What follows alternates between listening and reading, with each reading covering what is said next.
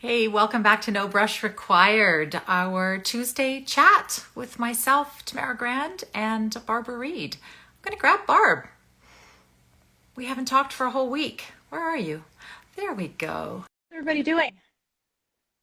Is it sunny where you are today? Hello, Barbara. How are Hello, you? hello, hello. I'm good. I'm showing you a different view today. I like your background. My giant martini glass, which I would like to dive into right now and just kind of float Oh, around.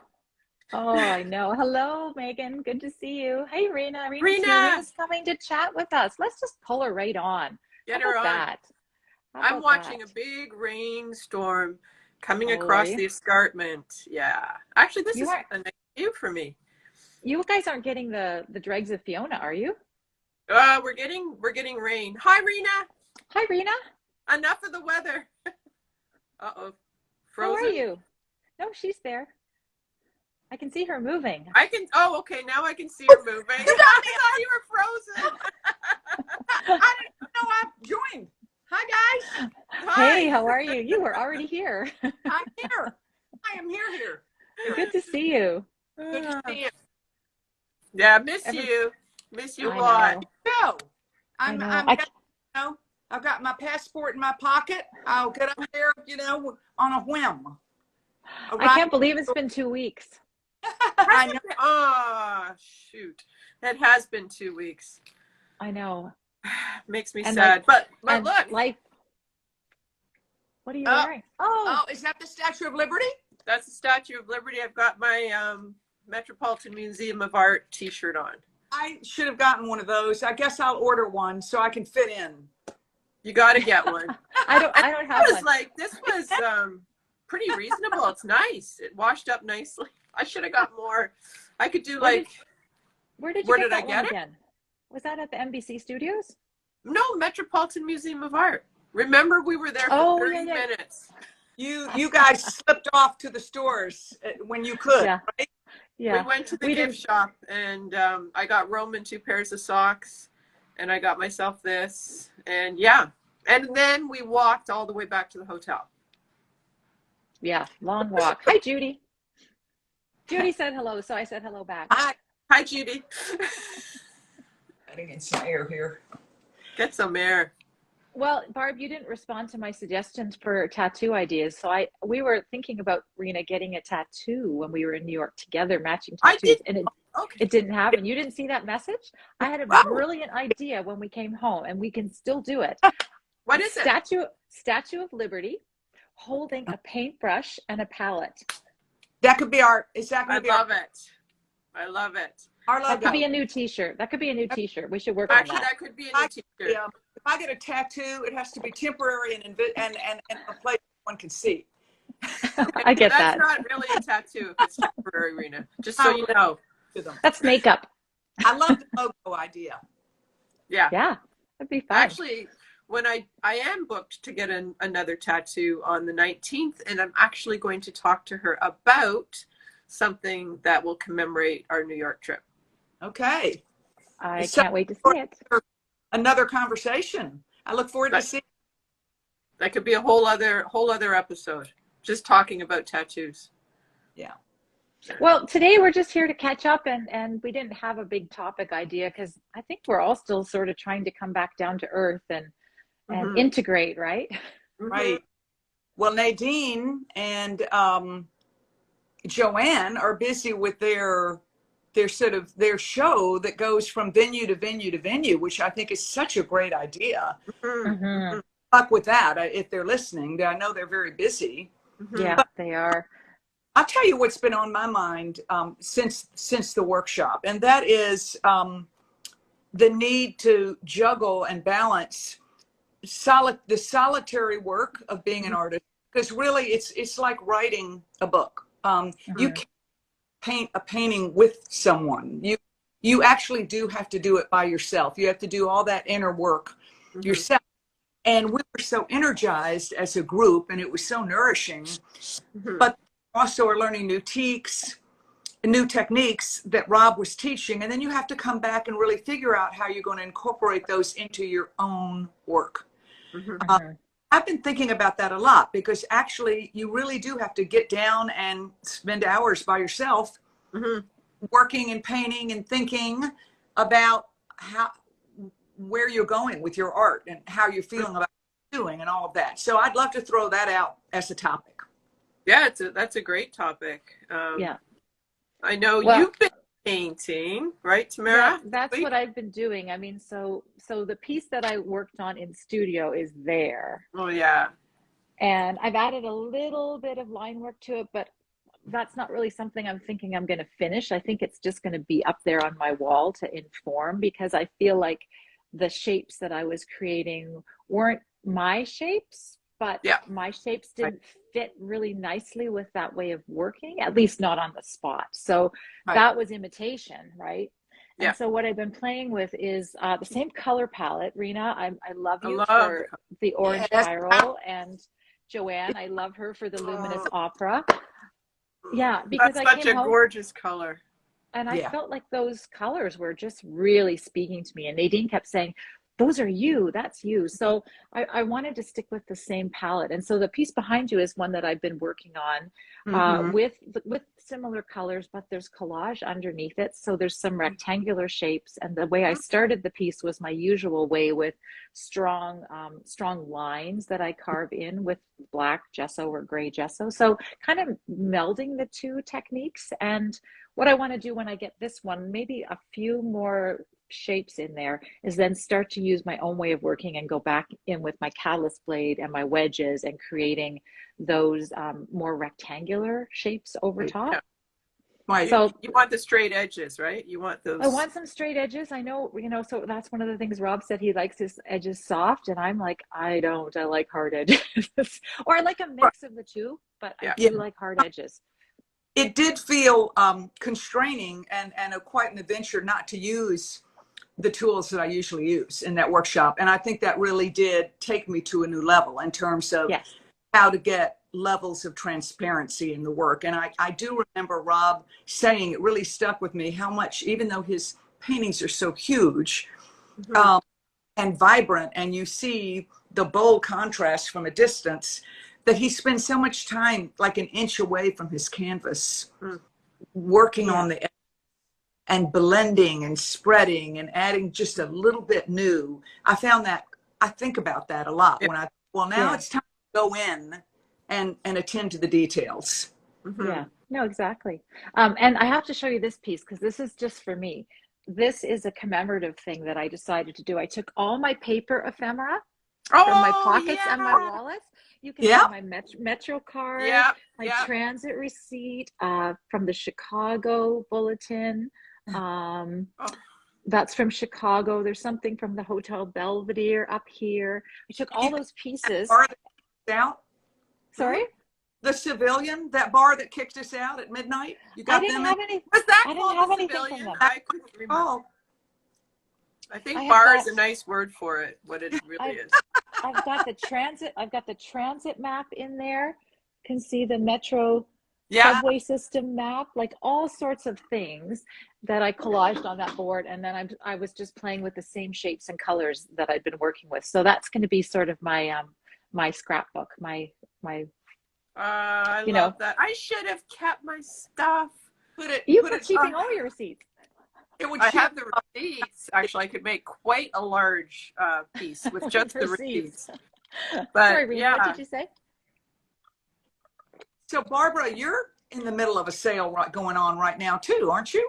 Well, I'm getting ready for the Dundas Studio Tour, which is big in this area. It's its 25th anniversary. It's always extremely well attended. I mean, they advertise it beautifully. A beautiful brochure is created. So this is big, and I was supposed to be in it right before COVID, and of course then COVID happened.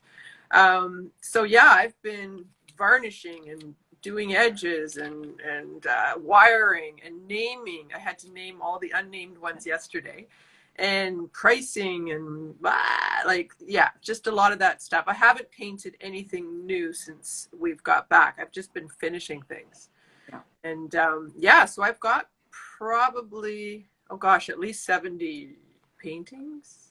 Wow. Of all sizes, right? some from All small sizes. So I've got a box of my, just happen to have one here. I've got a box of these, which were done in 2021, and I just want them gone. So they're going for, actually, I think the same prices I was using for the Ukraine fundraiser.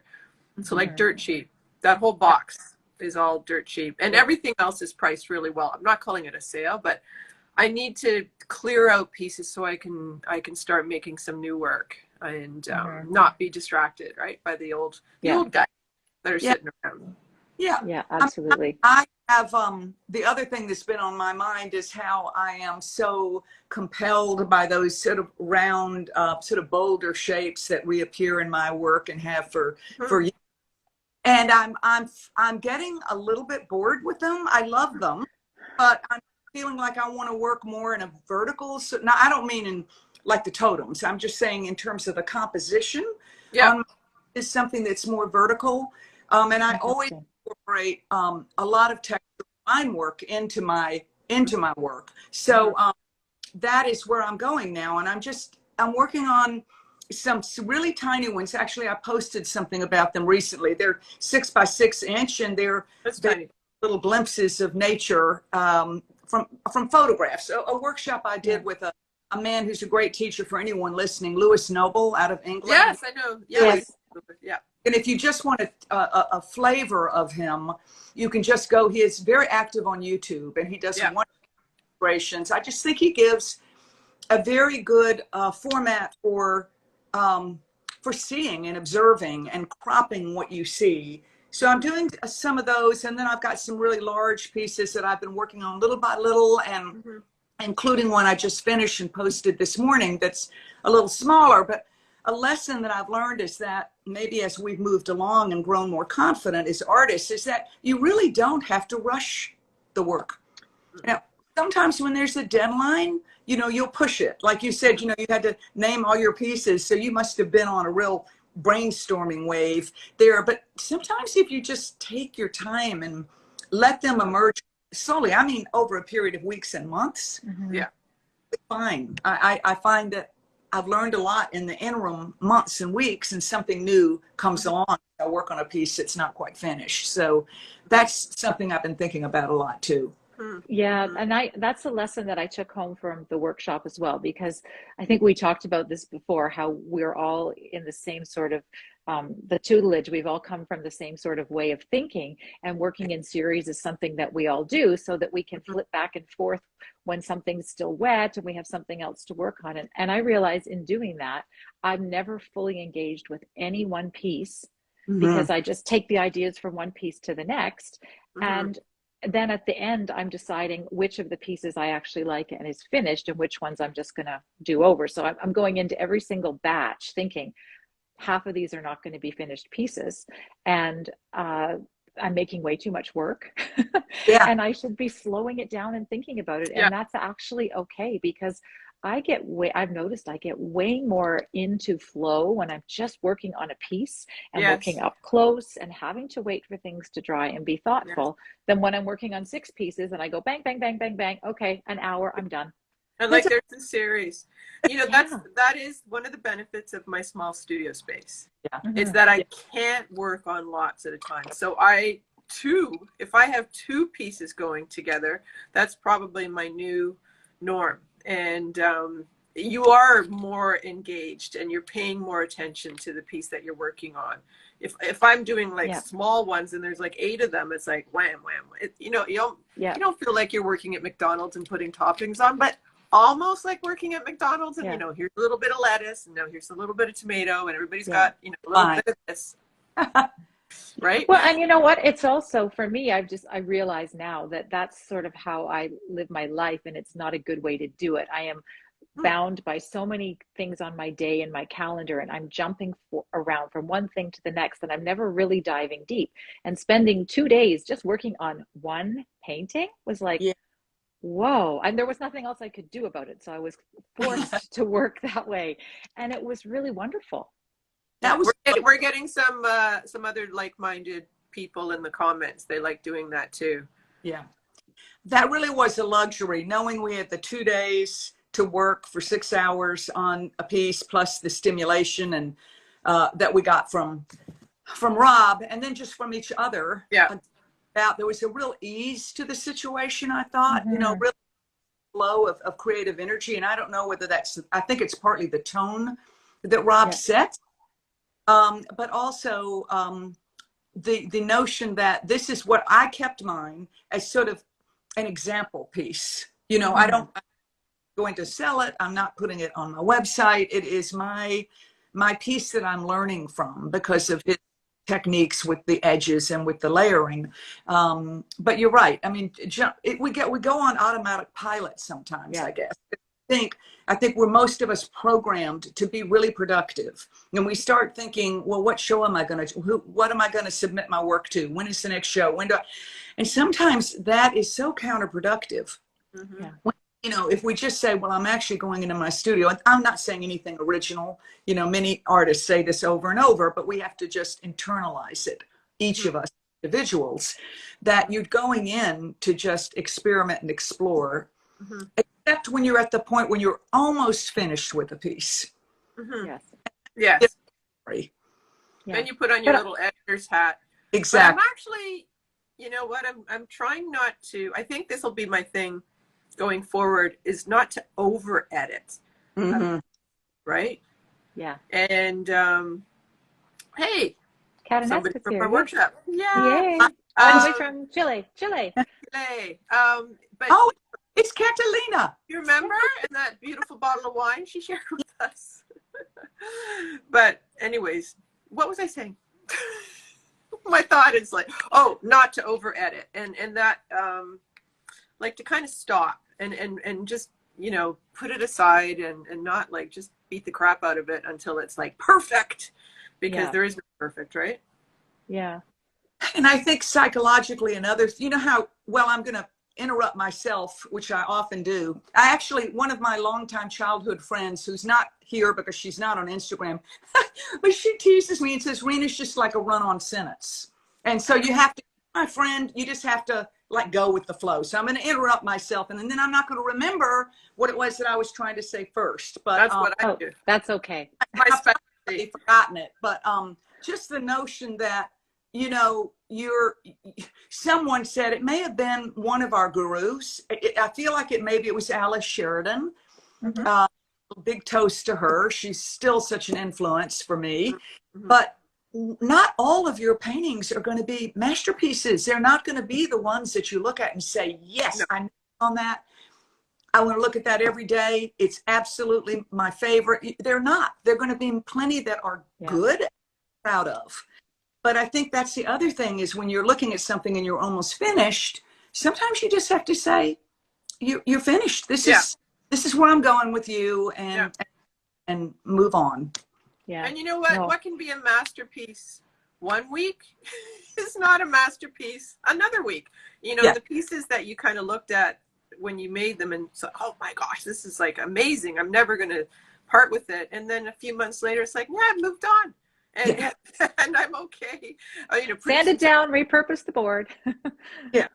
That's right. Yes, that's true. I remember the interview, I think we've all referred to this, when Nick Wilton interviewed Rob, and I think most of us listened to that conversation twice because it was filled with nuggets, and it was one of them, I don't remember which, who said, and really embarrassed by your own work, like you look at it, I think that was Rob. Like and you loved it, and then now you look at it and go, oh my word, what was I thinking?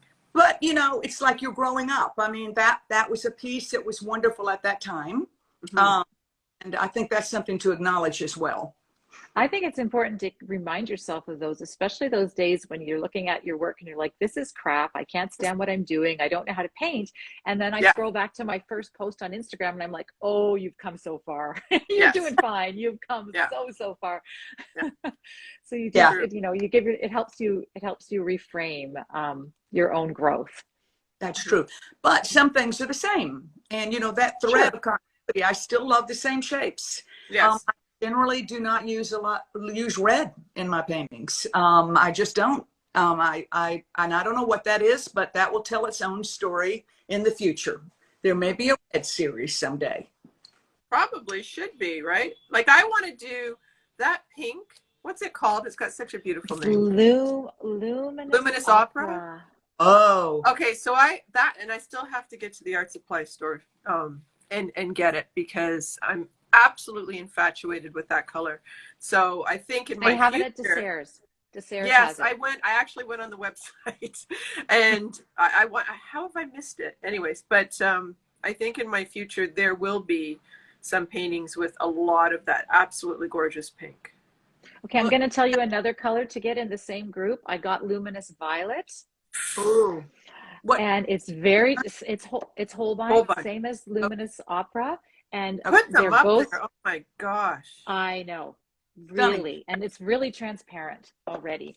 I know you have your sister from whom the cats hide there. And I actually noticed that one of my, she's on. I should say thank you for joining my sister Shelley. I saw her pop through.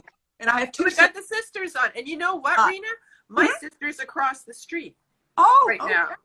She is literally across the street. And I said to her, why don't you just come on and we can be two heads in one box. But she was like, oh, no.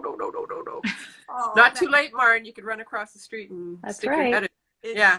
It's great. Well, my sisters, they keep me on the straight and narrow. They kind of, straighten me out sometimes. And they'll often say, they'll laugh if they hear us. They say, we're color people. We're bright color people. And so I start getting off into, I guess I like more subdued colors. And anyway, they'll say, we need you to do some bright colors. So whenever I post something that's got these colors, the parallel orange and the magenta, they're very happy. So well, they're happy colors.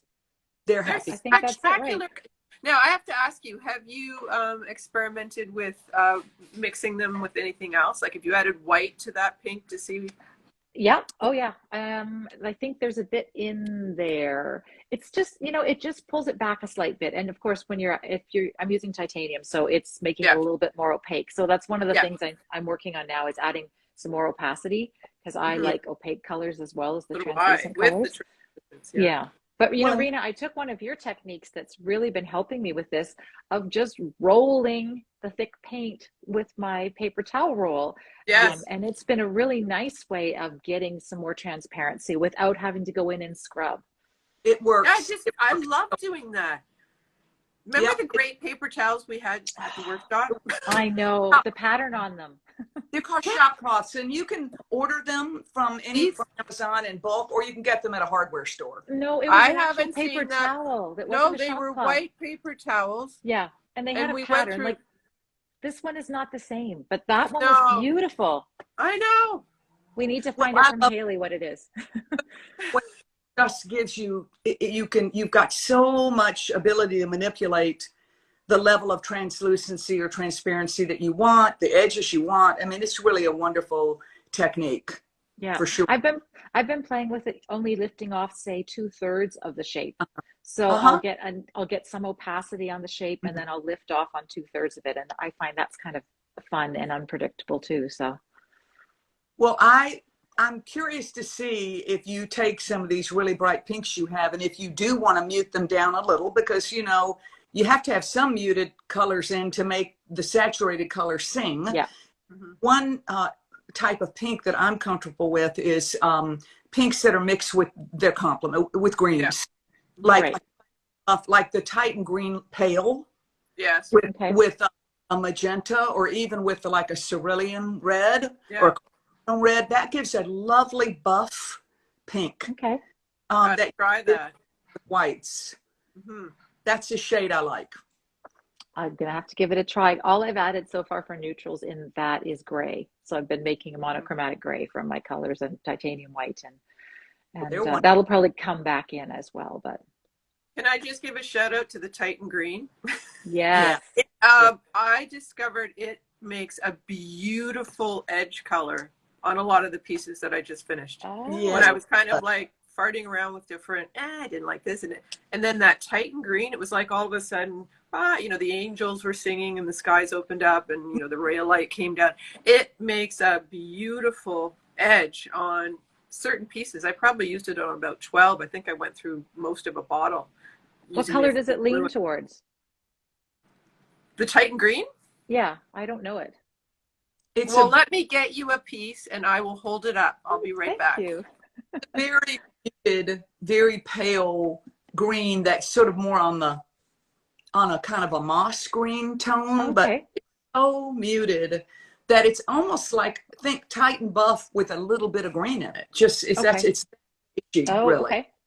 Right. Um, I'm coming back.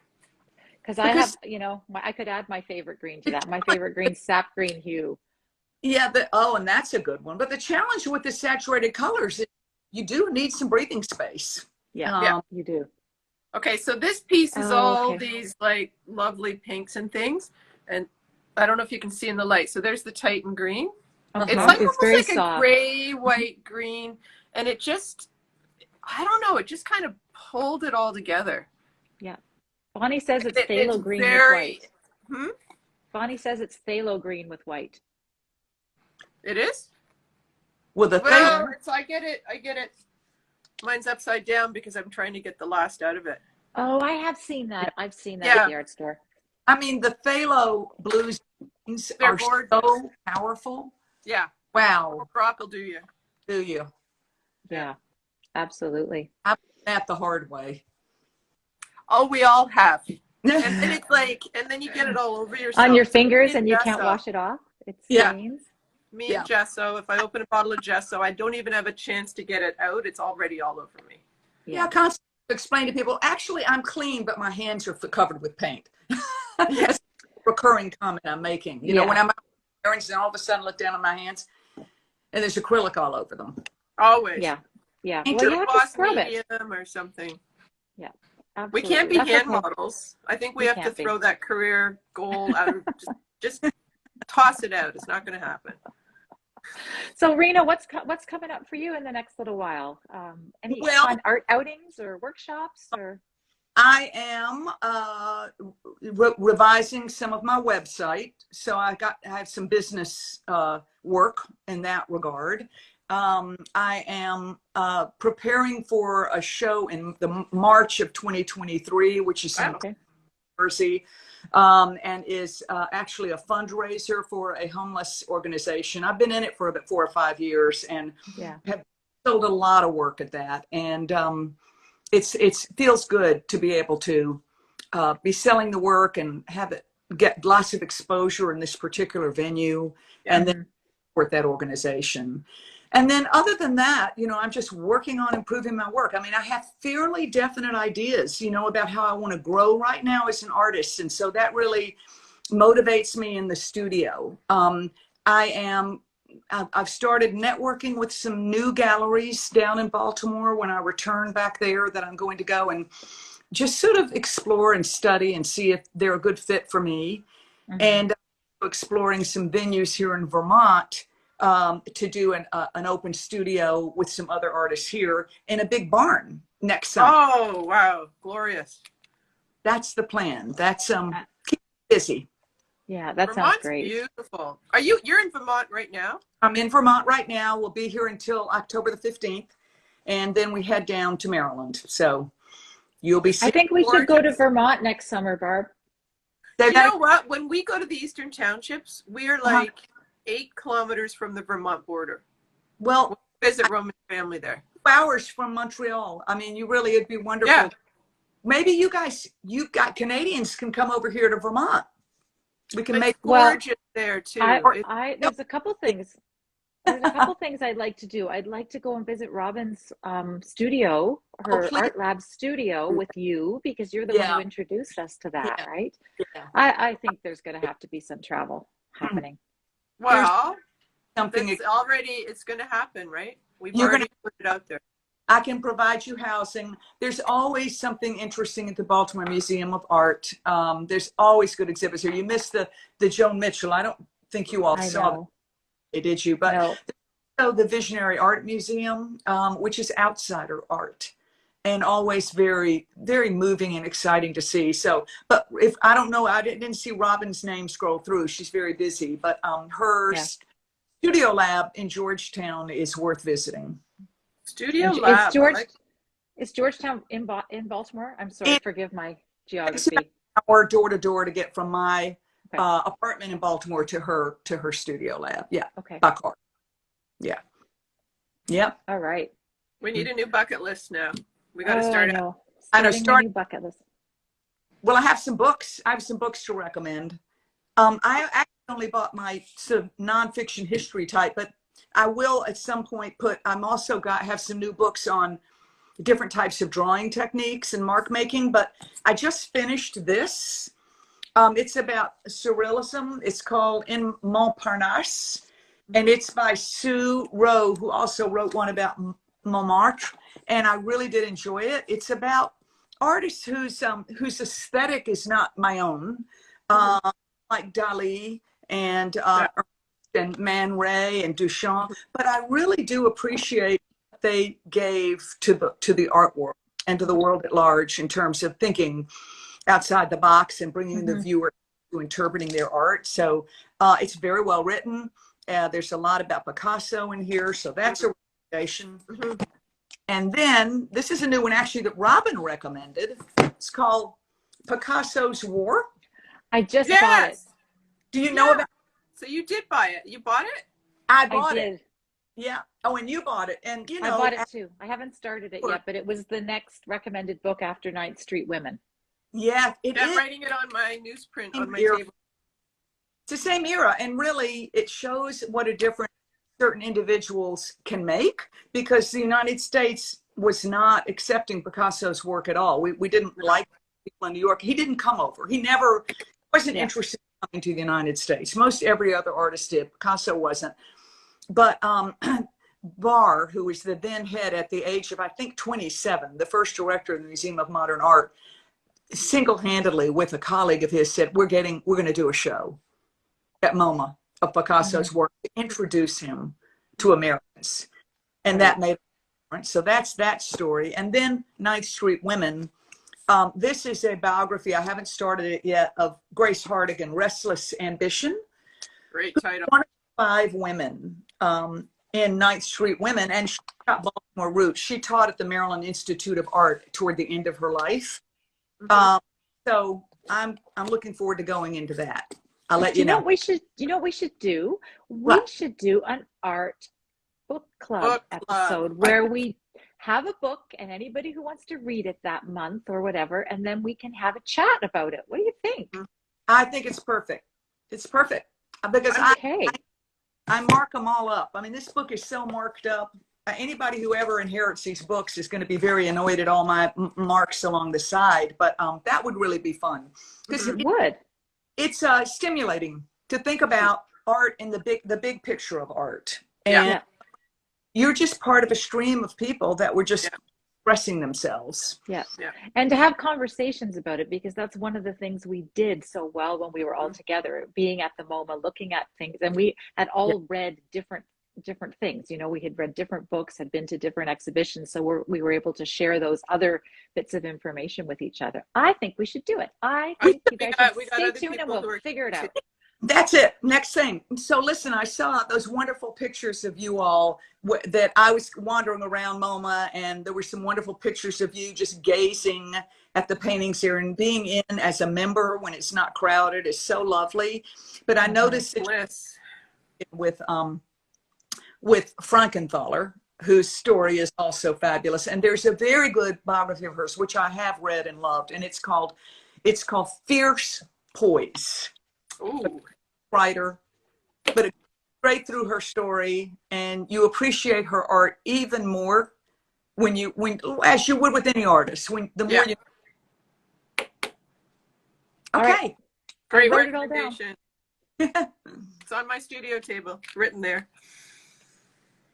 So what are you working on now, Barbara? Are you going to, after this, are you going to do more of your little skinny totems? Or are you I don't even know. I haven't even had a chance to think as far ahead as next week, but I've got some big canvases here that haven't been touched, and some big cradled birch panels. So it might be time to just throw something big on the easel and start playing with that. I still have some other totems. I've got some really skinny ones and some really tall ones, and I never get tired of that shape. I love it. So I have 24 totems going to the Dundas studio tour. So we'll see. You know, maybe people will hate them. Hopefully not. Yeah, I hope I do not come home what? with 24 totems. They're so unique. People will love them. I'm hoping people will love them, and I've got a couple of people coming before the weekend to look at work. So hopefully they'll notice the totems because they are real. I love them. Yeah, They're like, I don't know. There's something stately about them. It's true, and they're unique. They are unique. They are. Yeah. And it's challenging in terms of composition, which, as far as I'm concerned, is the single most challenging aspect of or artwork of any kind that you do, is how well it's together. You know, the composition. Well, in that space you've given to yourself, it's pretty tricky. I guess so. But you know how I look at these, right, Rena? It's not really a long rectangle. It's just a bunch of squares. Okay. Right? So when I look at it that way, it's easier for me to get my mind around it. And then so I can look at it in small sections. I guess that's different from some of the bigger pieces I do. I do look at it in small sections, but then I look at it as a whole as well. So but you're right. It's a problem solving exercise whenever you're focusing on design on any piece. It's always problem solving, which I love. It's good for us, right? We just keep making problems for ourselves. That's another I know. But decisions. All the dendrites we're growing, and our neuroplasticity is like it's all good for the brain. I love it. Yeah. Like, now this part looks good, but this looks terrible. Yeah. And just what can you cover up? I love the idea of eliminating things. That was a Rob thing too, right? Yeah. But also not eliminating right away, which had been my go-to in the past. Put it on, take it off. Put it on, take it off. Leave it. Go somewhere else and see if the other moves that you make the thing that you didn't like look better. Yeah. You're always responding to what you do. So if you do something over here, you have to respond to it. If you do something up here, you have to respond to it. So it's like building a puzzle in a way. Absolutely. Totally true. Yeah. Yeah. Well, we needed to keep ourselves to about 35 minutes today because Barb has some stuff to do. She's got to go get her mom, right? Okay. Well, Mom is coming out of the hospital this afternoon. So Marnie and I Marnie wants to be at the hospital end, and then we also want to be at the end when she reappears at her senior home, her retirement home. So it's kind of a crazy day, but there you go. I hope all goes well, and I'm glad to see your cat slowly emerging. Yeah, one will come out at a time. It's actually so funny. Like Marnie will be here for a couple hours, and then we'll see this silhouette, right, slinking into the room, and it'll be one of them. It's almost like they've tossed a coin in the bed. You're going this time, and they kind of check her out a little bit, and then they scurry away. So I'm hoping by the end of the week that they actually both come out and relax. Marnie's not going to do anything bad to them. They're so shy. I have an not related to art question for you, Tamara. Are you still teaching your fitness classes pretty full time? I am, and I will come back and answer you that next week. I have something that I have to do. You have an audience there. You have followers. You have people who are devoted to you. So they're going to be do. They are. Maybe not. We'll see. Okay. We'll see. All right. Save that. We'll save that, right? We'll save that little tidbit for you, okay? Yeah. Okay. Well, also, can you incorporate some stretches next time we're in a workshop together? Yes. Now. I could use those now. I know. Well, the problem was we were all hunched over working on tables, and we're not used to working on tables, Always. right? So. Yeah. Or a low table, and those were low tables. My table, I'm actually leaning. The reason I'm like this is I'm leaning against a table because my back is all wonky. But my table is the perfect height for me. Yeah, same here. Hey, Debbie's here. Debbie. Hi, Debbie's joining us. Debbie's going to come on and join us in a few weeks. We're going to have her on for a chat in a few weeks. I could listen. I don't even care what you say, Debbie. No, I know. Let's just give her a phone book to read. All day long. Debbie, you're going to read us a phone book when you come on, okay? Pure music. Yeah, I know. For people who know on the feed, Debbie's from Scotland, and we are a part of her. We're like a a little, what do you call it when you've got a groupie? We're Debbie groupies. There you We're go. We a fan are. club. We're a fan club. We're a fan club of many people. That's right. We're your fan club, Rena. What are you talking about? Say that again?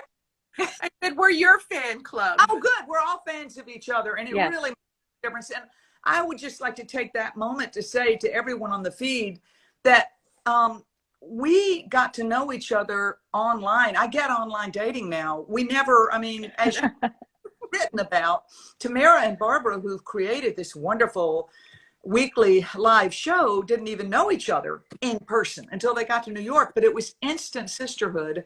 And I just think it's a real gift. It's been so, I don't know, enlarging to have the of our artist community online. You know, Yeah. playing Instagram can get, I don't care. It's fine. Who cares? Yeah. Who cares Yeah. about followers, reach? I don't care. You know, it's Yeah. just like, as long as you guys are doing what you're doing, it's fun. Yeah, I love that. People are still asking me about that week, and I just keep saying it was like one of the best weeks of my entire life. Yeah. Good.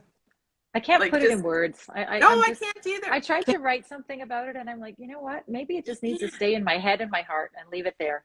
It will. I just keep watching that for my own amusement.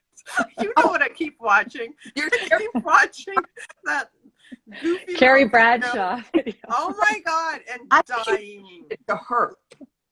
When she we floats should. off and then you snort at the end. It's You- just like, You should that send it to sums Sarah up Jessica our Parker. friendship. I heard her speak Next time. Second Street Y in New York. She's very accessible and approachable.